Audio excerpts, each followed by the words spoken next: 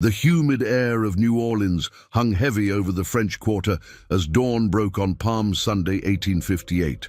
The cobblestone streets, still damp from the previous night's rain, reflected the pale morning light filtering through the Spanish moss that draped the ancient oak trees. In the grand mansion on Royal Street, the Beauregard estate stood as a monument to the prosperity built on human suffering. Esther moved silently through the servants' quarters, her bare feet making no sound on the worn wooden floors. At 19, she carried herself with a dignity that her circumstances could not diminish, though the weight of bondage had carved deep lines of exhaustion around her dark eyes. Her hands, calloused from years of labor, trembled slightly as she prepared the morning meal for the Beauregard family.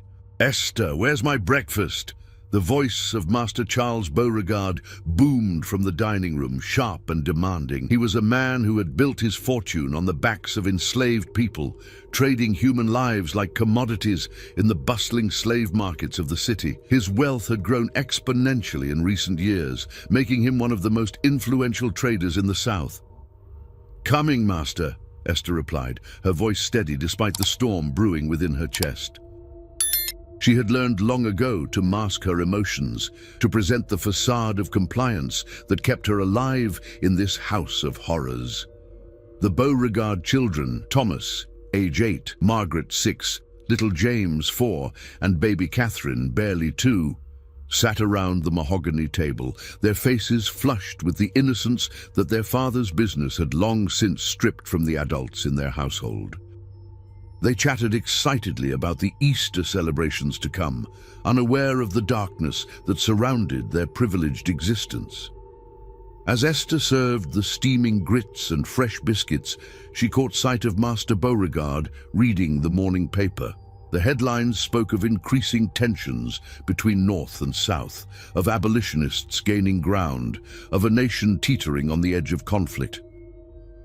But here, in this mansion built on suffering, life continued as if the world beyond these walls didn't exist. "The Hendersons are hosting a grand Easter celebration this year," Mrs. Beauregard announced, her voice carrying the affected accent of Southern aristocracy. "All the finest families will be there. We must ensure the children look their absolute best." Esther's jaw tightened as she listened to the casual conversation about social gatherings, while she and the other enslaved people in the household lived in constant fear and degradation. The irony of celebrating the resurrection of Christ while perpetuating such cruelty was not lost on her. Later that morning, as Esther tended to the garden behind the main house, she noticed young Thomas watching her from the second-floor window. There was something in his gaze that made her uncomfortable. A calculating coldness that seemed far too mature for his 8 years. He had been spending more time observing the enslaved workers lately, asking questions about their daily routines, their sleeping quarters, their fears. The garden where Esther worked had once been beautiful, but years of neglect had left it overgrown and wild. Ancient crepe myrtles twisted their branches toward the sky, while jasmine vines crawled over crumbling stone walls. The soil was rich and dark, fed by decades of Louisiana's humid climate and frequent rains. It was here, among the forgotten beauty, that Esther found her only moments of peace. As the day wore on, the oppressive heat grew more intense. The sounds of the city, horse-drawn carriages clattering over cobblestones, vendors calling out their wares, the distant music from the taverns created a constant backdrop to life in the quarter. But within the walls of the Beauregard estate, a different kind of tension was building. That evening, as Esther helped prepare the children for bed, she overheard a conversation between Master and Mrs. Beauregard that chilled her to the bone. They were discussing the sale of several enslaved families, including children who would be separated from their parents. The casual way they spoke about destroying families, about treating human beings as property to be bought and sold, ignited something deep within Esther's soul. "The market is particularly strong right now," Master Beauregard said, his voice carrying the satisfaction of a man who profited from misery. "We could get top dollar for the younger ones. The plantation owners in Mississippi are paying premium prices, As Esther tucked little Catherine into her bed, the child's innocent smile and trusting eyes created a stark contrast to the evil that permeated this house. The baby reached up with tiny hands, grasping at Esther's face with the pure affection that only children possess. For a moment, Esther's heart softened, but then she remembered the countless children who had been torn from their mother's arms in this very house. The weight of her circumstances pressed down upon her as she retreated to her small room in the servants' quarters. The walls seemed to close in as she contemplated the endless cycle of suffering that defined her existence. Outside, the sounds of New Orleans continued, music, laughter, life. But for Esther, trapped in this mansion of horrors, each day brought only more pain and degradation. As she lay on her thin mattress, staring at the ceiling, Esther's mind began to turn toward thoughts she had never allowed herself to entertain before. The conversation she had overheard, the casual cruelty of her masters, the innocent faces of children who would grow up to perpetuate the same system of oppression. It all swirled together in her mind like a hurricane gathering strength. The clock in the main house chimed midnight, marking the beginning of Holy Monday. In the darkness of her room, Esther's hands clenched into fists as she made a decision that would change everything. The seeds of a terrible plan began to take root in her mind, nourished by years of suffering and watered by the tears of countless enslaved people who had endured the unendurable. Holy Monday dawned gray and overcast, with thick clouds rolling in from the Gulf of Mexico. The air was heavy with the promise of rain, and the Spanish moss hung motionless in the still morning air. Esther rose before dawn, as she had every day for the past 5 years, but today felt different.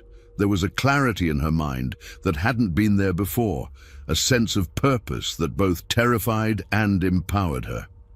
As she prepared breakfast for the Beauregard family, Esther's movements were more deliberate, her observations more acute. She watched Master Beauregard read his correspondence, noting how his face lit up when he received news of successful slave auctions.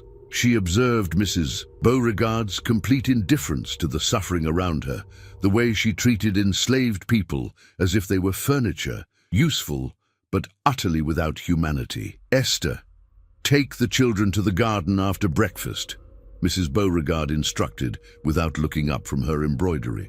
"They need fresh air, and I have ladies calling this afternoon to discuss the Easter charity drive."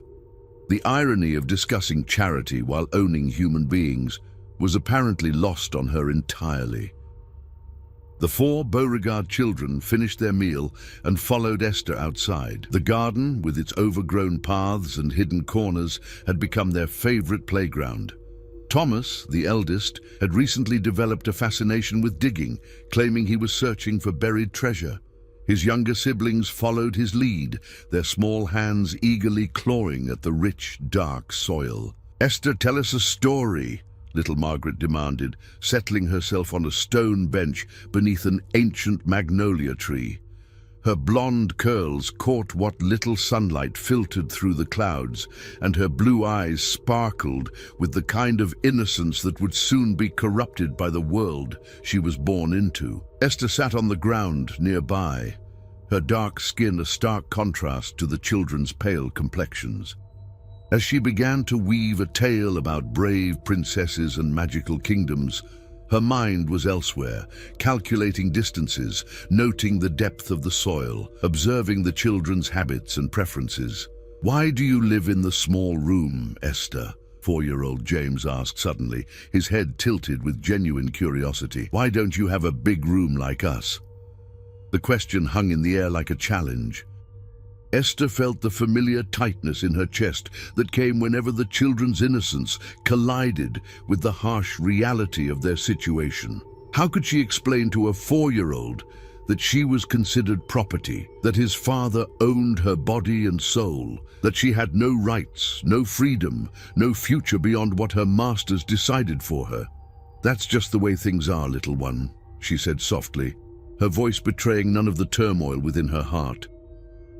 "Thomas," who had been digging near the old garden wall, looked up with dirt-stained hands. "Papa says some people are born to serve and others are born to be served. He says it's God's will." The 8-year-old spoke with the casual certainty of someone repeating lessons learned at his father's knee. Esther's hands clenched involuntarily. The blasphemy of using God's name to justify such cruelty made her stomach turn. She had grown up hearing Bible stories from her grandmother, tales of Moses leading his people out of bondage, of justice and mercy and love. The God she knew would never sanction the horrors she witnessed daily in this house. As the morning progressed, Esther noticed that the children had developed a routine in the garden. They always played in the same areas, always returned to the same spots. Thomas had been digging a series of holes near the back wall, claiming he was creating a fort. The other children helped enthusiastically, their small hands moving surprising amounts of earth. "Look how deep we've made it," Margaret exclaimed, peering into one of the holes. It was indeed deeper than Esther had realized, nearly 3 feet down and wide enough for a child to sit in comfortably. The sight of the hole sent a chill through Esther's body. An idea, terrible and perfect, began to form in her mind. She pushed it away, horrified by her own thoughts, but it returned with increasing persistence. The children's innocent game had provided her with something she hadn't even known she was looking for. That afternoon, while the children napped and Mrs. Beauregard entertained her guests in the parlor, Esther found herself alone in the garden. She walked to the holes the children had been digging, measuring them with her eyes, calculating their depth and width. The soil here was soft and rich, easy to dig but stable enough to hold its shape. The sound of laughter from the main house drew her attention. Through the windows, she could see Mrs. Beauregard and her friends sipping tea and discussing their charitable works, probably planning to donate old clothes to the deserving poor while ignoring the enslaved people suffering in their own homes. The hypocrisy was staggering. "Esther!" Master Beauregard's voice cut through the afternoon air like a whip. She hurried inside to find him standing in his study, a letter in his hand and fury in his eyes. "The Henderson's boy has run off, disappeared in the night like a thief. I want you to keep a close eye on our property. Any suspicious behavior, any signs of unrest, you report to me immediately." "Yes, Master," Esther replied, though inwardly she felt a surge of hope. Somewhere out there, a young man had found the courage to claim his freedom. The thought gave her strength, even as it reminded her of her own trapped circumstances. As evening approached, Esther helped prepare dinner and tend to the children's needs. Baby Catherine had developed a slight fever, and Mrs. Beauregard fretted over her constantly, calling for the doctor and demanding that Esther remain close at hand. The irony was not lost on Esther. This woman who showed such concern for her own child's minor illness thought nothing of the enslaved children who died from neglect and abuse. That night, as the household settled into sleep, Esther lay awake, listening to the sounds of the city beyond the walls. Somewhere in the distance, she could hear singing, probably from one of the slave quarters where people gathered to find comfort in music and community. The melodies were mournful yet defiant, carrying messages of hope and resistance that the masters couldn't understand. The plan that had been forming in her mind all day crystallized into something concrete and terrifying. She thought about the holes in the garden, about the children's routines, about the upcoming Easter celebrations that would provide the perfect distraction.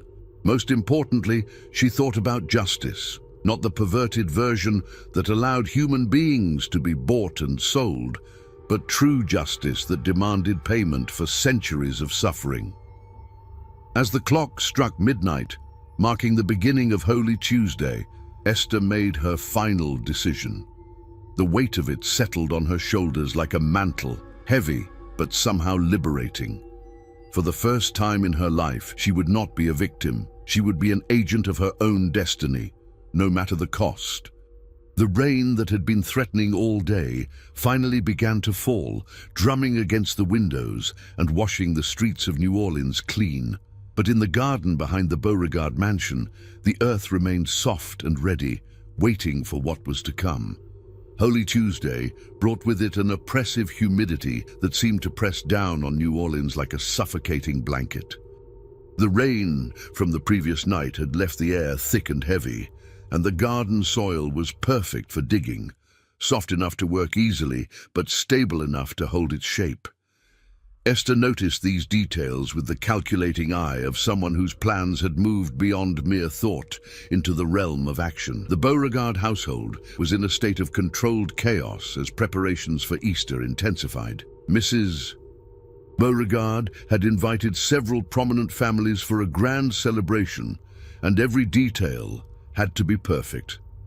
The enslaved workers moved through the house like shadows, polishing silver, arranging flowers, and preparing elaborate meals, while their masters discussed the guest list and social hierarchy of New Orleans society. The children must look absolutely pristine, Mrs.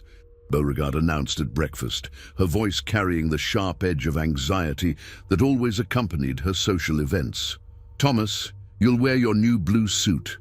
Margaret, the yellow dress with the lace collar. And for heaven's sake, keep them clean until Sunday. Esther served the morning meal with mechanical precision, her movements automatic after years of practice. But her mind was elsewhere, running through the details of what she had planned. The timing would have to be perfect. During the afternoon, when the adults were occupied with their preparations and the children were playing in the garden, Master Beauregard was in particularly high spirits, having received word that a shipment of enslaved people from Virginia would arrive the following week. He spoke openly about the profits he expected to make, calculating the value of human lives with the same casual interest he might show in discussing livestock. "The market is stronger than ever," he told his wife, cutting into his ham with obvious satisfaction. "Young males are bringing top dollar, and families with children are in high demand for the sugar plantations. We'll make enough to expand the operation significantly." Esther's hands trembled slightly as she poured coffee, but she kept her expression neutral. The casual way he discussed separating families, selling children away from their parents, treating human beings as commodities, it reinforced her conviction that what she planned was not just justified, but necessary. After breakfast, Esther took the children to the garden as had become their routine. The holes Thomas had been digging were deeper now, and he had convinced his siblings to help him create what he called an underground fort. The children worked with the enthusiasm that only the young possess, their small hands moving earth with surprising efficiency.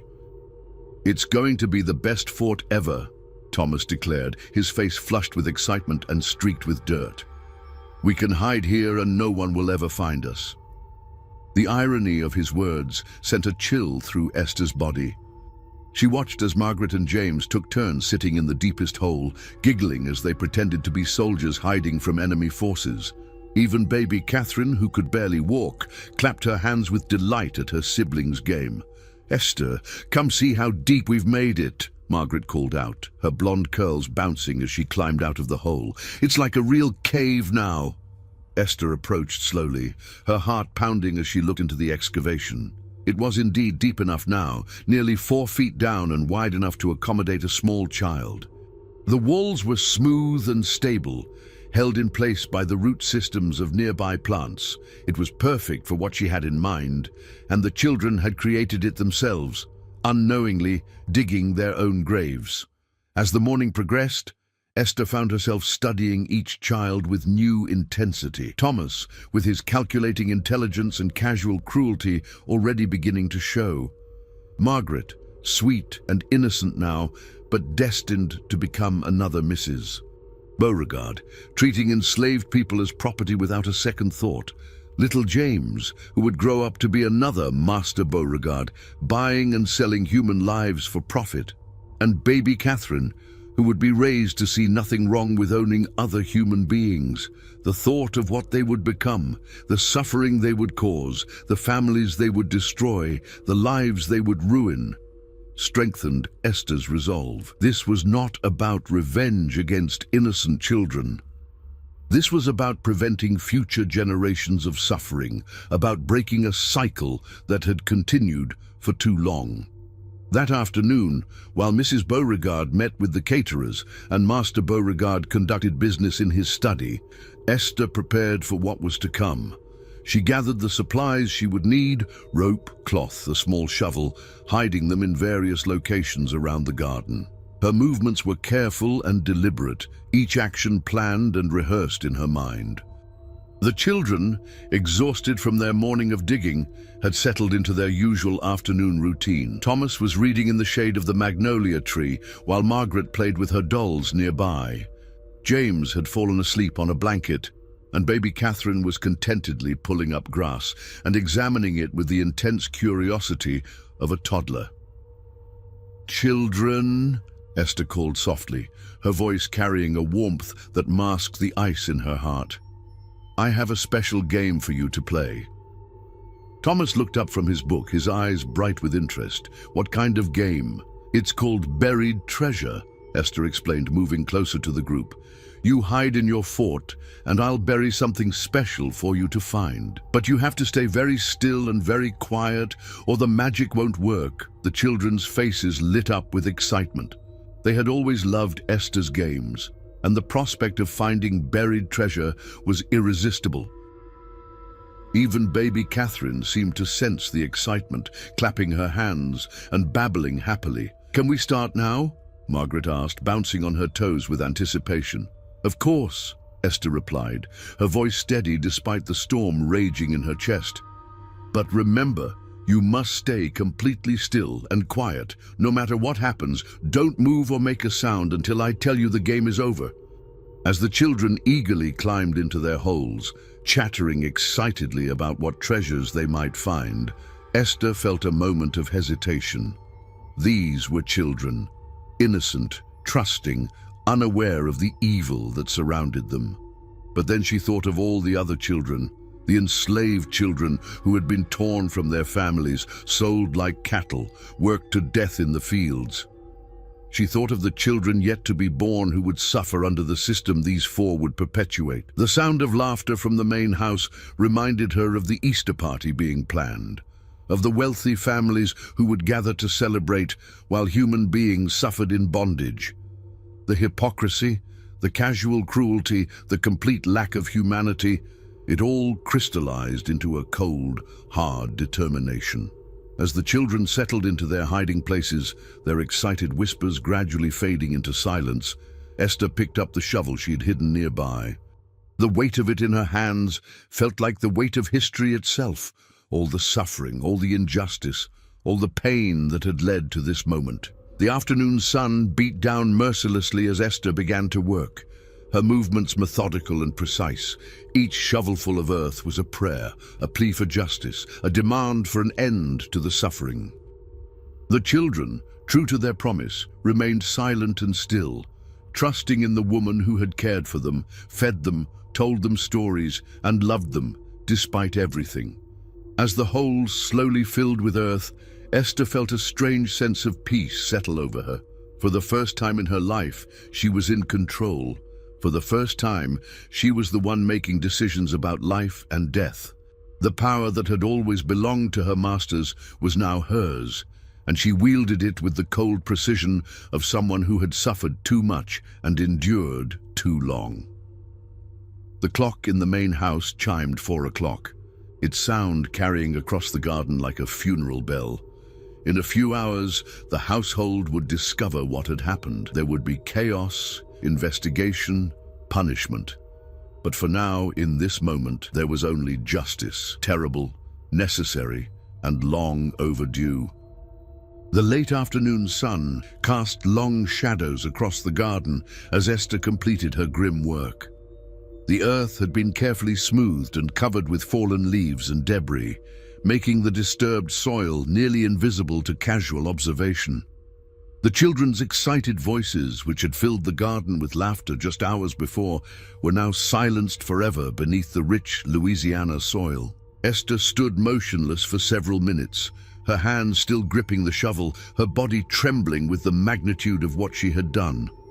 The weight of her actions settled on her shoulders like a physical burden, but beneath the horror and guilt, she felt something else, a cold satisfaction that justice had finally been served. The sounds of the household continued around her as if nothing had changed. From the main house, she could hear Mrs. Beauregard directing the servants as they prepared for the Easter celebration. Master Beauregard's voice carried from his study as he conducted business with a potential buyer. The normal rhythms of life in the mansion continued, unaware that everything had fundamentally shifted. Esther carefully cleaned the shovel and returned it to its proper place in the garden shed. She washed her hands in the rain barrel, scrubbing away the dirt and evidence of her actions. When she looked at her reflection in the water, she saw a stranger, someone who had crossed a line that could never be uncrossed, someone who had taken the ultimate step in the fight against oppression. As she walked back toward the main house, Esther forced herself to think practically about what would come next. The children's absence would be noticed soon, probably when they failed to appear for their afternoon snack. There would be a search, questions, panic. She needed to be ready with answers that would deflect suspicion, at least initially. "Esther," Mrs. Beauregard's voice called from the kitchen. "Where are the children? It's time for their milk and cookies." "They were playing in the garden last I saw them, Ma'am," Esther replied, her voice steady and calm. "Perhaps they've wandered to the front courtyard or the stables." Mrs. Beauregard frowned, her maternal instincts beginning to stir with the first hints of concern. "Thomas knows better than to leave the garden without permission. Go find them immediately and bring them inside." Esther nodded and walked back toward the garden, her heart pounding, but her expression carefully neutral. She called out the children's names, her voice carrying the appropriate note of concern for a servant looking for her charges. "Thomas, Margaret, James, Catherine, where are you, children?" The silence that greeted her calls was absolute and final. The garden, which had been filled with laughter and play just hours before, now felt like a tomb. The ancient trees seemed to lean in closer, as if they were keeping the terrible secret buried beneath their roots. After several minutes of searching and calling, Esther returned to the house with empty hands and a carefully crafted expression of worry. "I can't find them anywhere, Ma'am. I've looked in all their usual places." Mrs. Beauregard's face went pale. "What do you mean you can't find them? Children don't just disappear. Search again, and this time look everywhere: the stables, the carriage house, the servants' quarters." The search that followed was frantic and thorough. Master Beauregard emerged from his study, his face dark with anger and growing concern. The household staff was mobilized, searching every corner of the property. Neighbors were alerted, and soon the entire block was involved in looking for the missing Beauregard children. As the hours passed and no trace of the children was found, panic began to set in. Mrs. Beauregard became hysterical, alternating between tears and accusations. Master Beauregard's anger grew more dangerous with each passing minute, his suspicions falling on the enslaved workers who had access to the children. "Someone knows something," he declared, his voice carrying the cold menace that Esther knew so well. "Children don't vanish into thin air. Someone in this household is responsible, and I will find out who." The interrogations began that evening. One by one, the enslaved workers were brought before Master Beauregard and questioned about the children's whereabouts. The sessions were brutal, involving threats, intimidation, and physical violence. But no one knew anything because there was nothing to know, except for Esther, who maintained her composure even as her fellow workers suffered under suspicion. When her turn came, Esther faced Master Beauregard with the same submissive demeanor she had perfected over years of bondage. She answered his questions with appropriate concern and confusion, expressing her own worry for the children's safety while providing no useful information. "You were the last person to see them," Master Beauregard said, his eyes boring into hers with laser-like intensity. "What exactly happened in that garden?" "They were playing their usual games, Master," Esther replied, her voice steady despite the danger she faced. "Digging in the dirt, pretending to be soldiers. I left them there when Mrs. Beauregard called me inside to help with the party preparations." "And you saw nothing unusual? No strangers in the area? No signs that someone might have taken them?" "Nothing, Master. They were happy and safe when I left them." Master Beauregard studied her face for a long moment, searching for any sign of deception, but Esther had learned long ago to hide her true thoughts and feelings. Her expression remained perfectly neutral, giving away nothing of the terrible secret she carried. As the night wore on, the search expanded beyond the property. The local authorities were notified, though their response was somewhat perfunctory. Missing children from wealthy families were taken seriously, but the assumption was that they had simply wandered off and would return on their own. Kidnapping was rare in New Orleans, and there had been no ransom demands. Mrs. Beauregard refused to sleep, pacing the floors and demanding that the search continue through the night. Lanterns bobbed through the darkness as volunteers combed the streets and alleys of the French Quarter, calling out the children's names. The sound of their voices carried on the humid night air like the cries of lost souls. Esther remained in the main house, helping to coordinate the search efforts and providing comfort to Mrs. Beauregard when possible. It was a delicate balance, showing appropriate concern without appearing overly involved, maintaining her usual subservient demeanor while secretly reveling in the chaos she had created. As dawn approached on Holy Wednesday, the reality of the situation began to sink in. The children had been missing for nearly 18 hours with no trace, no clues, no explanation. The Easter celebration that had been planned with such care was forgotten in the face of this tragedy. Guests were notified that the party was cancelled, and the house that had been prepared for celebration became a center of grief and desperation. The irony was not lost on Esther. This was Holy Week, the time when Christians celebrated the death and resurrection of Christ. But in this house, built on the suffering of enslaved people, there would be no resurrection, no redemption, no happy ending. There would only be the justice that she had delivered with her own hands. As the sun rose over New Orleans, casting its light on a city that remained unaware of the terrible secret buried in the Beauregard garden, Esther allowed herself a moment of grim satisfaction. The children who would have grown up to perpetuate the system of slavery were gone. The future generations of suffering they would have caused had been prevented. The cycle of oppression had been broken, at least in this small way, but she also knew that her own fate was sealed. Eventually, the truth would come out. Eventually, she would pay the ultimate price for what she had done. But for now, in this moment, she had achieved something that no enslaved person in her position had ever achieved before.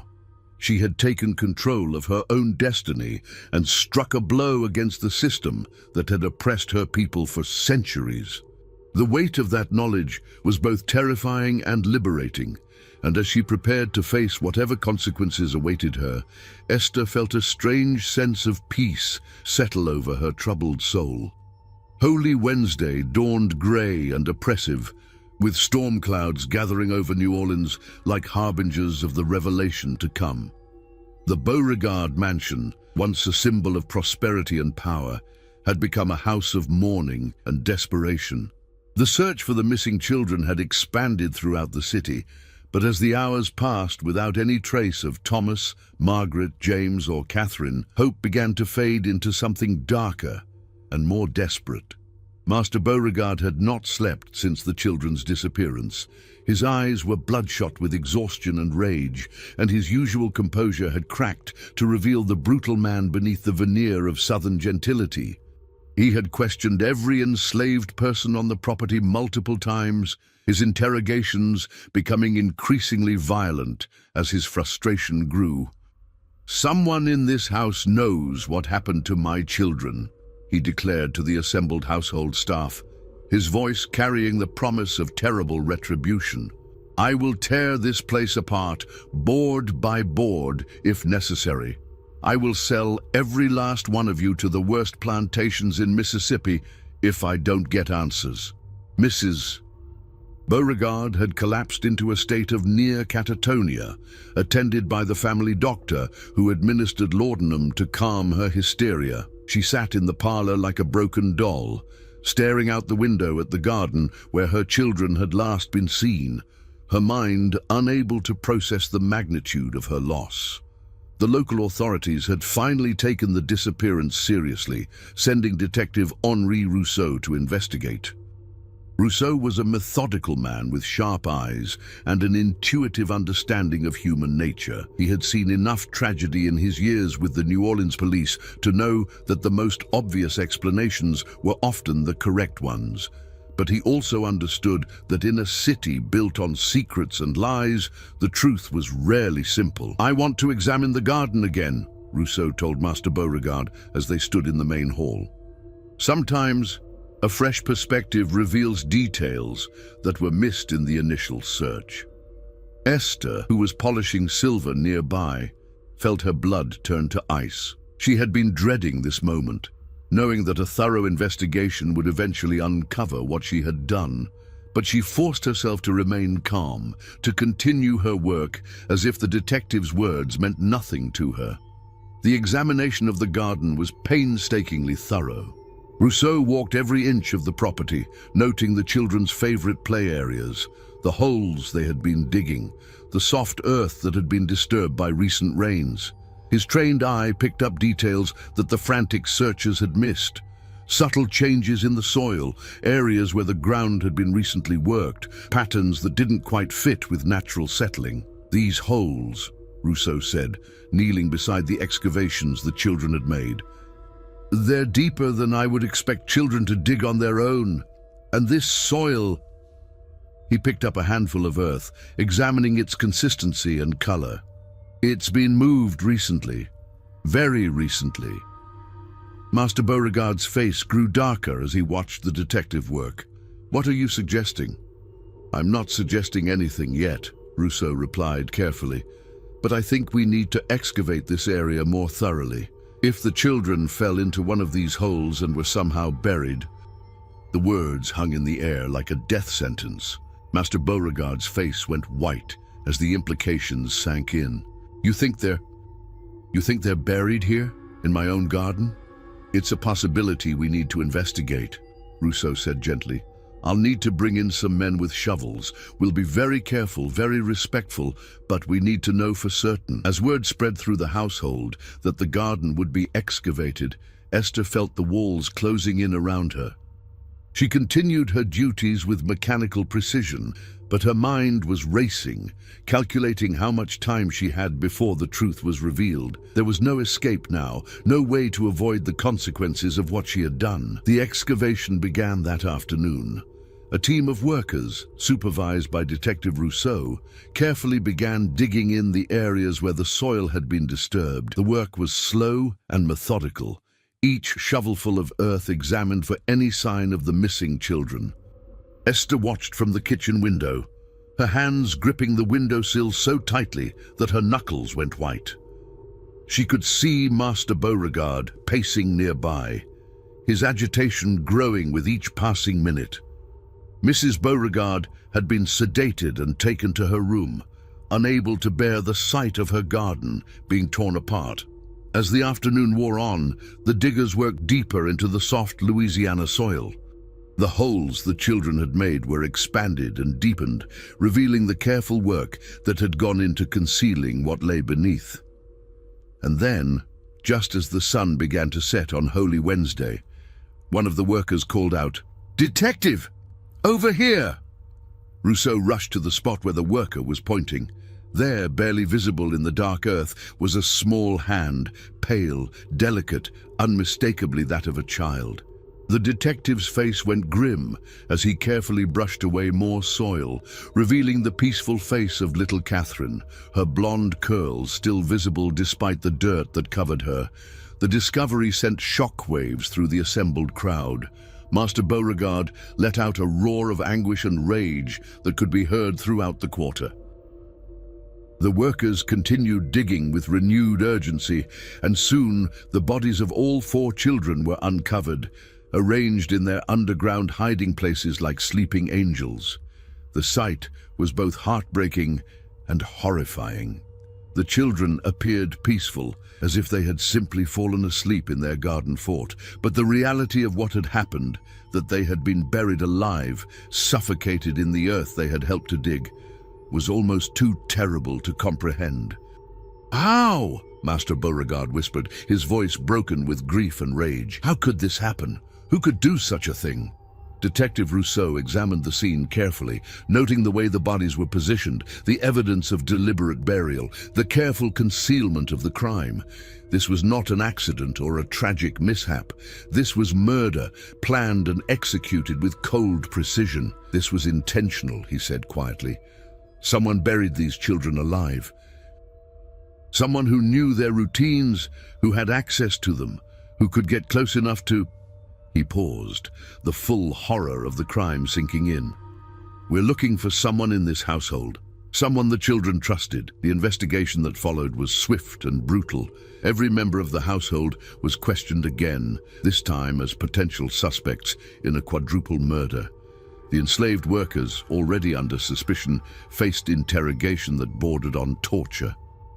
But it was Esther's calm demeanor in the face of such horror that finally drew Rousseau's attention. "You don't seem surprised," he observed, studying her face as she stood in the parlor where the questioning was taking place. "Everyone else is shocked, horrified, but you seem almost resigned." Esther met his gaze steadily, knowing that the moment of truth had finally arrived. "I've seen enough horror in my life, sir. Nothing surprises me anymore." "But this is different," Rousseau pressed. "These were children you cared for, children you saw every day. Their deaths should affect you more than this."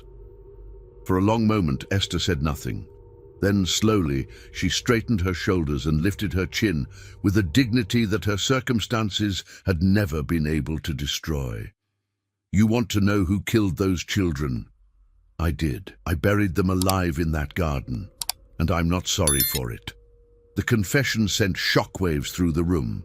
Master Beauregard lunged toward her with murderous intent, but Detective Rousseau held him back. "Why?" the detective asked, his voice barely above a whisper. "Why would you do such a thing?" Esther's eyes blazed with a fire that had been banked for too long. "Because they would have grown up to be just like their parents, because they would have bought and sold human beings like cattle, because they would have perpetuated a system that treats people like me as property. I killed them to prevent the suffering they would have caused." The room erupted in chaos. Master Beauregard screamed for immediate vengeance, demanding that Esther be hanged on the spot. But Detective Rousseau maintained order, ensuring that justice would follow proper legal channels, even for an enslaved woman who had committed such a heinous crime. As Esther was led away in chains, she felt a strange sense of peace settle over her. She had known from the beginning that this moment would come, that she would pay the ultimate price for what she had done. But she had also achieved something that no amount of punishment could take away. She had struck a blow against the system that had oppressed her people for centuries. The trial that followed was swift and predetermined. An enslaved woman who had murdered 4 white children could expect no mercy from a Southern court. But Esther's confession and her unflinching explanation of her motives sent ripples through New Orleans society that would be felt for years to come. On Easter Sunday, as churches throughout the city celebrated the resurrection of Christ, Esther was executed in the public square. But her story lived on, whispered in slave quarters and hidden in the memories of those who understood that sometimes, when all other options are exhausted, justice must be taken by one's own hands. The Beauregard mansion was eventually sold and torn down, but the garden where the children died was never disturbed again. Local legend says that on quiet nights you can still hear the sound of children playing, their laughter echoing through the darkness like a reminder of the terrible price of oppression and the lengths to which the human spirit will go in its quest for freedom and justice. In the end, Esther's story became a testament to the power of the oppressed to fight back, even when the cost is everything they have. Her name was forgotten by history, buried like the children she killed, but her legacy lived on in the hearts of those who understood that sometimes the only way to break the chains of bondage is to forge them into weapons